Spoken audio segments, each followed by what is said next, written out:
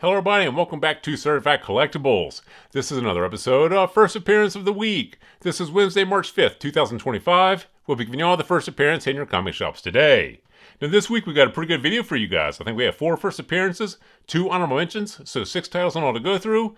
Definitely some books in there you guys should pick up for your collection. So let's go ahead and get started for the first appearance of the week, ending March 7th, 2025. First up from IDW, Moth, Queen of Monsters #1.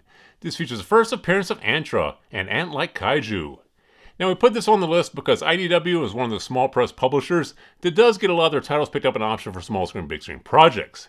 That being said though, this Moth, Queen of Monsters, not really sure if this is going to lend itself all that well to the screen.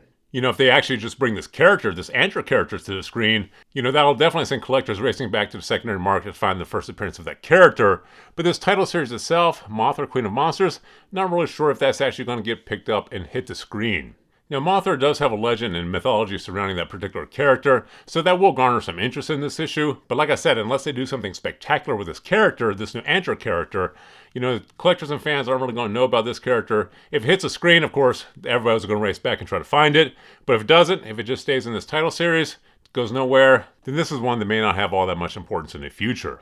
So this one here is definitely going to be speculative if you choose to pick it up. Like I said, if this character hits the screen, definitely worth owning this at the cover price. If it doesn't, and collectors and fans don't really pick up this particular issue to learn about this character, then you know, this one here may go nowhere. In my opinion, it's always worth picking up these small press indie publishers when they put out a new character into a mythology or legend that already exists, like this Mothra. So in my opinion, this is a great spec. Pick it up for a spec if you can. If you can't, put it in your B-list and take a look at it later on. Next up from Marvel Comics, Star Wars Jedi Knights #1.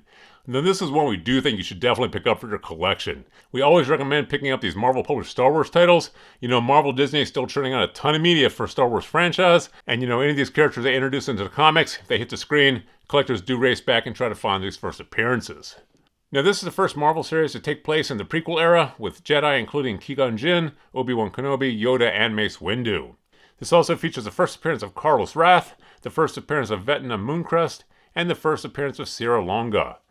There's a lot of first appearances here, and like I said before, if any of these characters hit the screen, collectors are going to race back, try to find these first appearances. This is one you definitely want to own at the cover price, and this here is also the premiere issue of this title series.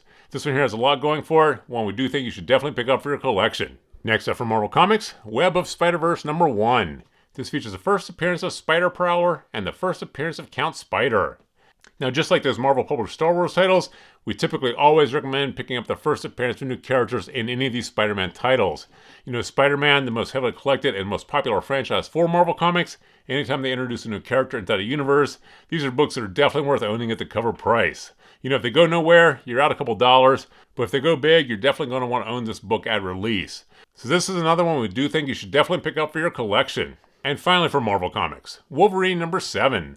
This features a possible first appearance of adamantine, the physical embodiment of the substance. There's also a collector's note with this solicitation that states a key appearance is contained in this issue. Now I don't know if that's a key first appearance, or the appearance of an already existing character, or if they're referencing this possible first appearance of adamantine. So this one here definitely requires a little bit more research before you choose to pick it up. Since it's a possible first appearance and that appearance doesn't occur within this issue, then this issue here may not have all that much going for it. And like I said, we really don't know much about this collector's note. It just states a key appearance is contained in this issue. So like I said, don't know if that's a key first appearance, if it's already referencing the possible first appearance I just mentioned, or if there's a new appearance of an existing character, maybe it has a different costume or suit. So this one here, like I said, will require a little bit more research before you pick it up. Definitely going to be speculative, but maybe worth picking up for a spec. So grab this here for a spec if you can. If you can't, put in your B-list and take a look at it later on.